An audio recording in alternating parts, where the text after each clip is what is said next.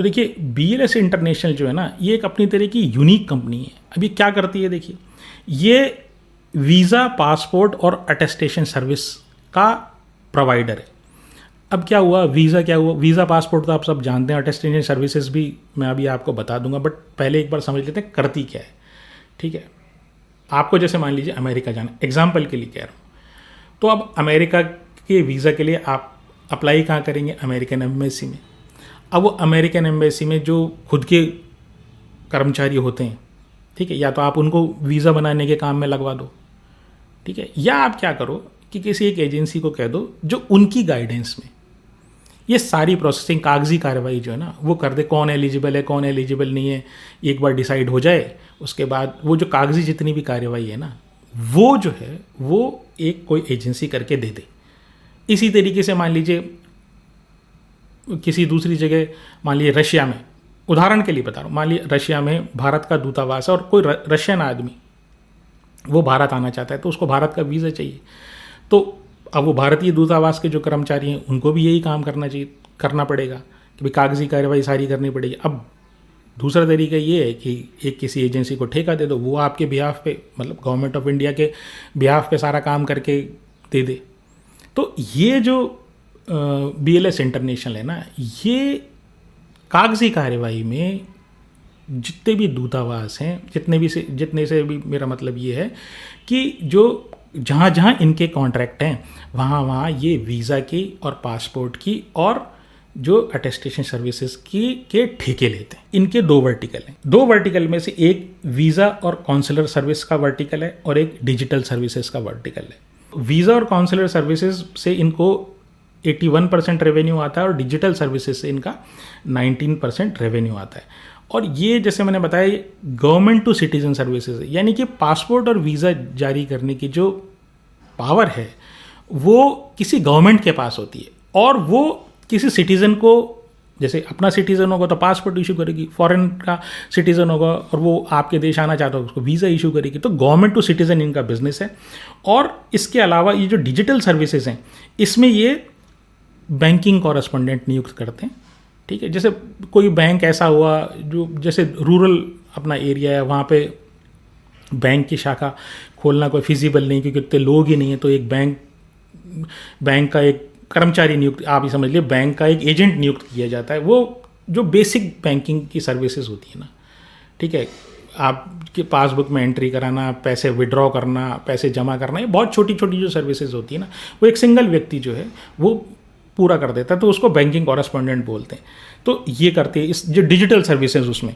और इसके अलावा ये ई-गवर्नेंस की सर्विसेज भी करते हैं। तो जैसे पानी बिजली के बिल जमा कराना, जन्म प्रमाण पत्र, मृत्यु प्रमाण पत्र और इस तरह की जो चीज़ें होती हैं ना, अपन नगर पालिका नगर निगम से रिलेटेड जो आपके जो कार्यवाहियाँ होती हैं, तो वो ई-गवर्नेंस से रिलेटेड सर्विसेज कहलाती हैं। तो वो भी ये इनकी जो डिजिटल सर्विसेज हैं वो करती है। अब ख़ास बात क्या है कि ये वीज़ा और काउंसलर सर्विसेज के लिए वर्ल्ड की one of the largest company है वर्ल्ड में।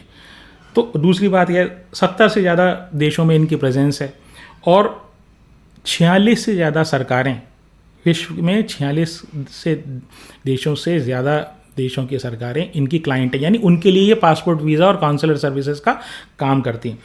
और अब ये डिजिटल सर्विसेज की बात करें तो 41,500 इनके बिजनेस कॉरेस्पॉन्डेंट्स हैं। 1,36,700 जो है ना इनके ई सर्विसेज टच पॉइंट्स हैं, यानी जहाँ जहाँ आप वो जो नगर पालिका, म्यूनिसिपल कॉरपोरेशन, इससे रिलेटेड जो सर्विसेज अपन ले सकते हैं ना, वो जो सर्विस देती है, तो वो इनके पास 1,36,700 इनके कियोस्क या इनकी दुकानें हैं जहाँ पर जाके आप ये सर्विसेज ले सकते हो। और इन्होंने ये डिजिटल सर्विसेज जो है ना, इसको का जो वर्टिकल है ना, इन्होंने एक अलग कंपनी में कन्वर्ट कर दिया था, जो BLS ई सर्विसेज के नाम पे, जिसके बारे में भी हमारे शायद रोहित जैन जी ने पूछा था। तो ये फरवरी 2024 में BLS ई सर्विसेज का IPO भी आया था। अब कंपनी के फाइनेंशियल्स की बात करें तो 14,300 करोड़ का इनका मार्केट कैप है, PE 32 का काफ़ी रीजनेबल है, और डेट टू इक्विटी हर 100 रुपये पे 27 रुपये इनका डेट है। ROE बहुत ही शानदार है, 31% का ROE है।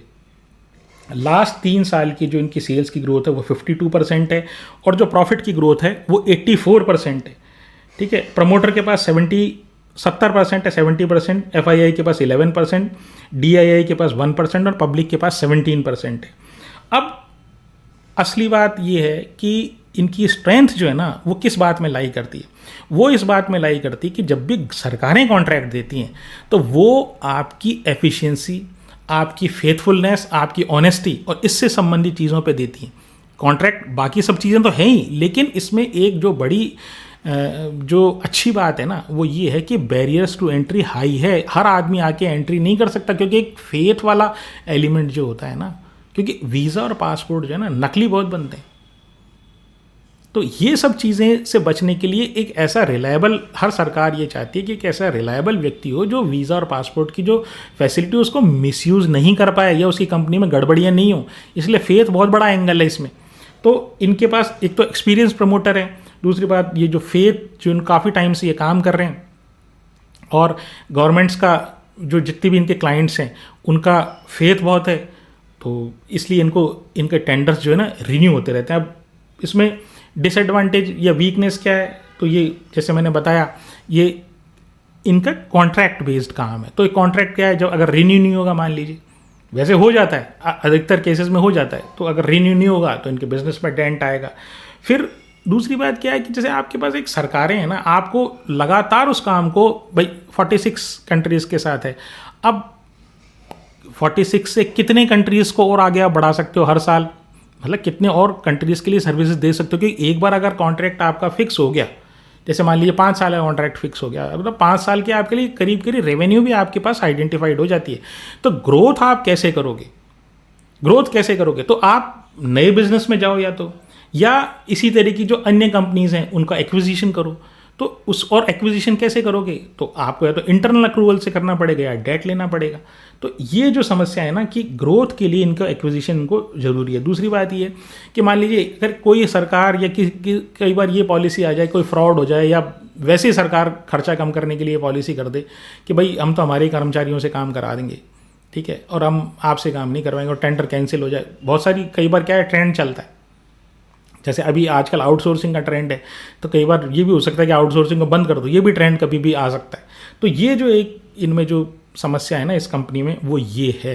बाकी कंपनी दिखने में बहुत अच्छी लगती है, और अगर इनका ग्रोथ थोड़ा सा और सस्टेनेबल हो जाए ना, मतलब ग्रोथ ट्रेजेक्टरी इनकी पता लग जाए, तो वाकई बड़ी शानदार कंपनी है। वैसे अभी भी कंपनी में कोई प्रॉब्लम नहीं है, तो खरीदने बेचने की मेरी कोई राय नहीं है।